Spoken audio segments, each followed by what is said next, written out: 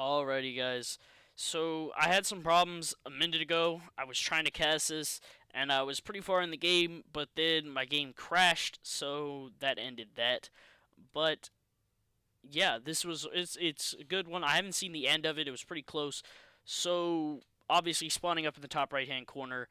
This is the Go for StarCraft 2 tournament here, the bracket stage. It is Mouse Sports Lucifron. And his opponent in the bottom left-hand corner. For ESC Gaming, it is Showtime as the Orange Protoss. Now, many of you should know Lucifron. He is the Spanish Terran who recently joined Mouse Sports with his brother Vortex, and that's really cool. I'm a big Mouse Sports fan, so to be able to see a cool guy like Lucifron come and join Mouse Sports really was an awesome thing. So, and we've seen him in a good number of tournaments lately. You know, he did a great job in WCS Europe the first season, and I'm interested to see how he does later on. I don't quite remember how his qualifier or what the round of 32 stage was. I don't remember whether he actually won or not, but I'm pretty sure he won. I'd be extremely surprised if he didn't win. But back to the game, you know. Both players not doing anything really shenanigan-y. We're going to see Lucifron pull the barracks over here instead of walling off, which you only see sometimes. You don't see that often. Ooh, a pylon over here, which means he's going to try and hide some tech usually over here. That's usually what you see when you see a pylon in this area. That vicinity over there, you're going to see some type of tech hanging out in that area. But yeah, we did see the refinery come down a lot before the barracks and the Reaper on the way. So we see Showtime in here. He saw that refinery timing. He got in before the racks was finished. So he's going to see, okay, he's going to try and make sure that the Reaper is what pops out of here and it's not a Marine before he starts really committing to that heavy Reaper defense here. He pulls out of here. He's still got that SCV on his tail, and he doesn't really wait to see exactly when the Reaper's going to come down. He just wanted to see, you know, obviously what the timing was. The Reaper takes longer to produce than the Marine, so by looking at that timing, he does then know that the Reaper is what's coming out, and it's not a Marine that's coming out. But here we go, Nexus on the field, as well as the CC. The CC was slightly before the Nexus, and factory after. So factory after barracks with the reactor coming down, so we should see some type of switcheroo here. Factory for barracks, and which should probably be Hellions what comes on the field. But the mothership core's out, and that's going to pretty much end any type of harassment that Reaper wanted to actually do. So yeah, second gas going down here for Lucifron. Already got that perfect 3 and 3 on the assimilators here for Showtime. Showtime pretty much the ideal saturation here already out for him. So that's really good, man. When you have that kind of ideal saturation already, he's got that 18 on the minerals and 3 and 3 on the gas, and this natural just about to finish up here.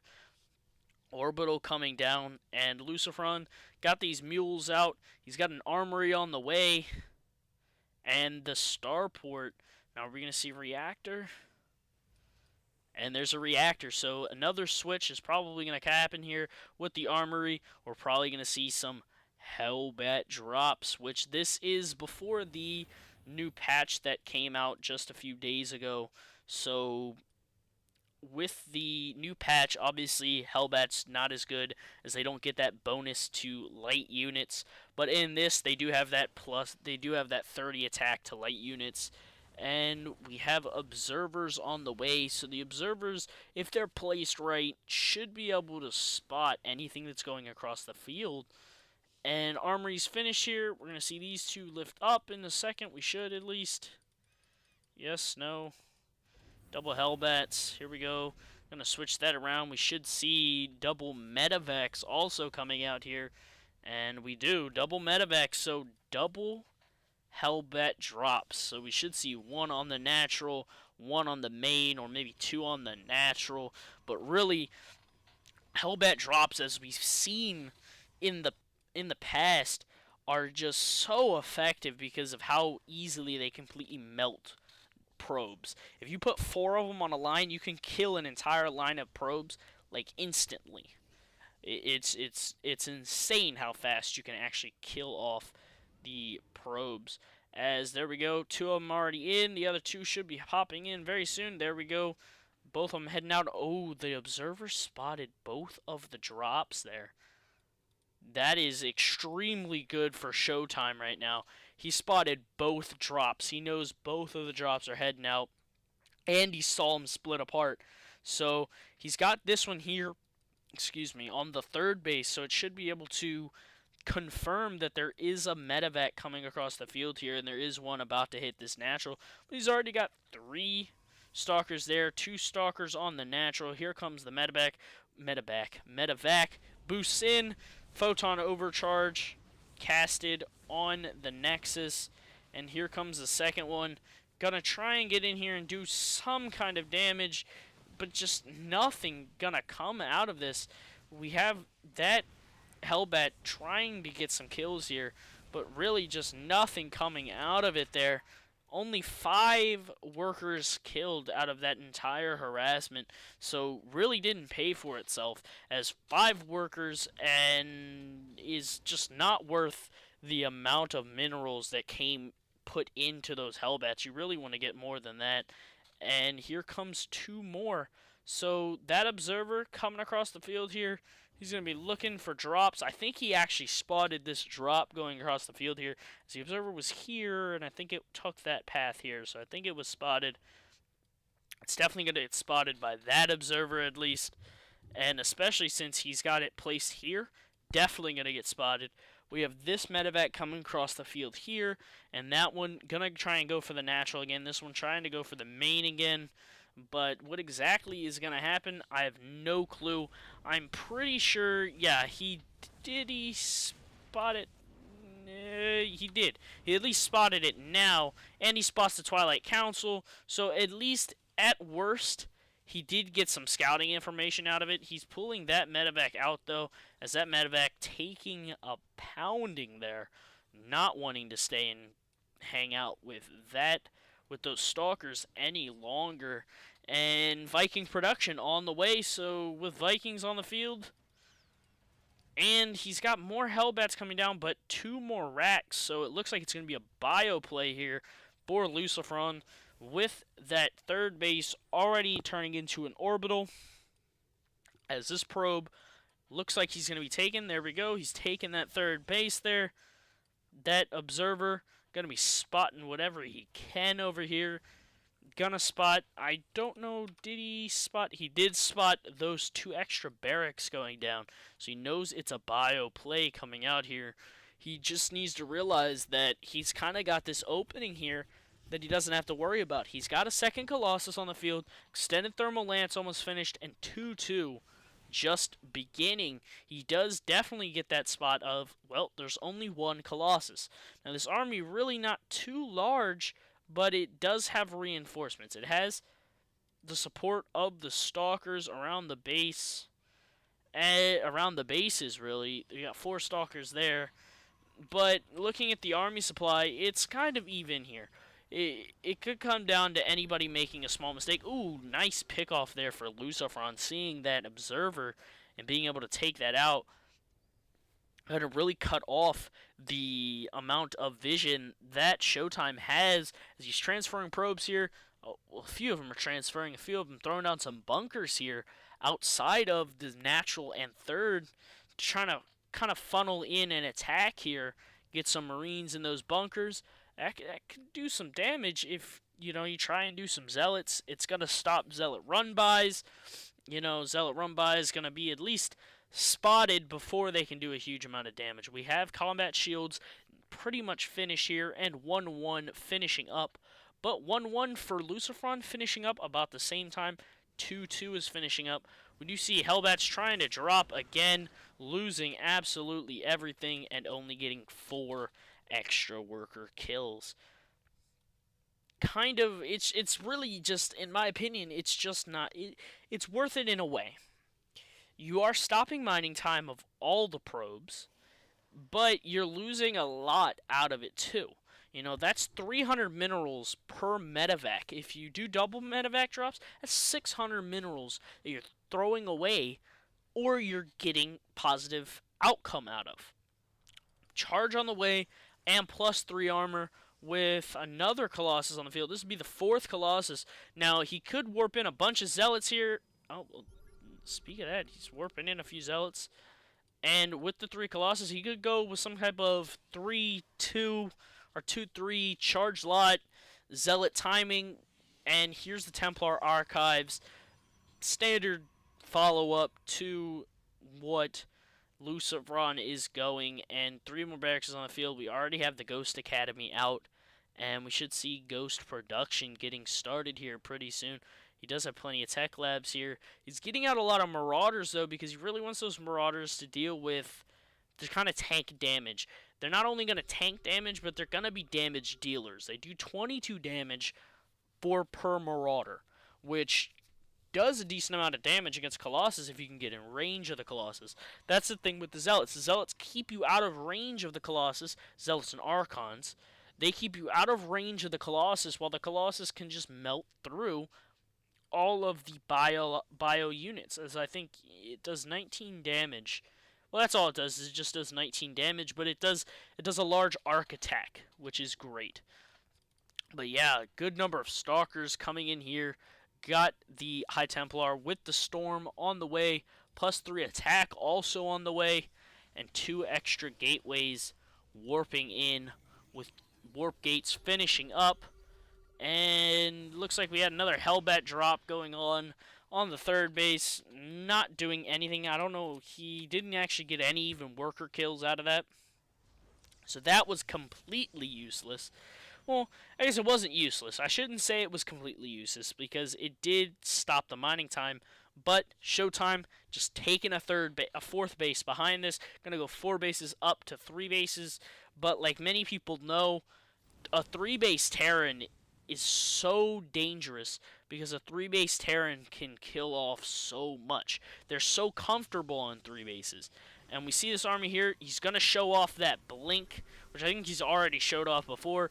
But he does spot that he is trying to kill off that debris. So now he's going to move in with these Vikings here.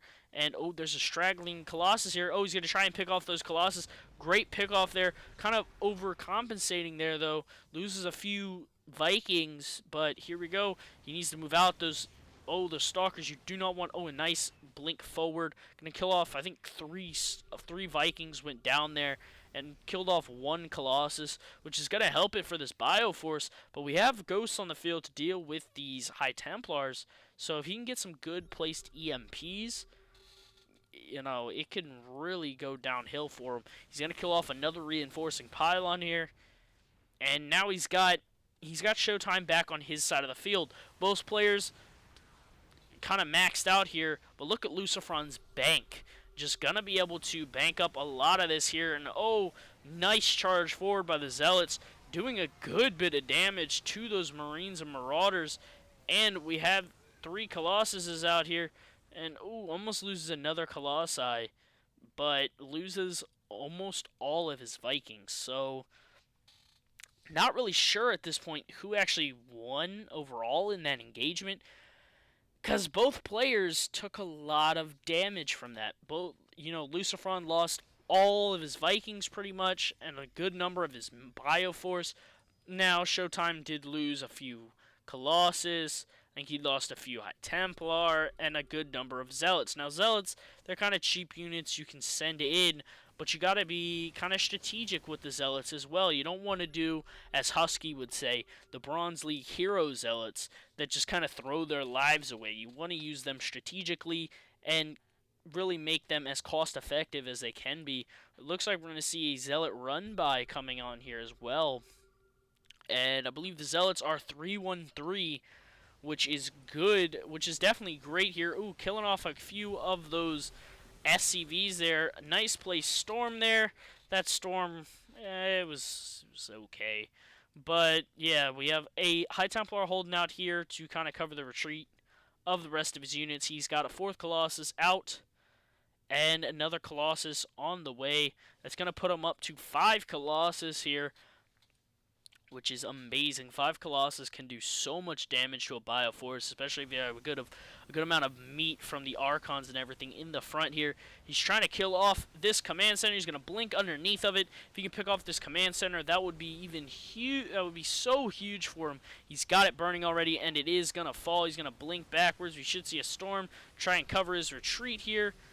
And there we go. An awkward place storm there. I think it should have been more like right here, but that's alright. We are going to see Zealot run by going in here, killing off all of those ghosts here, and now he's going to move them in here. He's going to start killing off those SCVs, which is so big. Oh, if he can catch that SCV. Oh, does catch that SCV.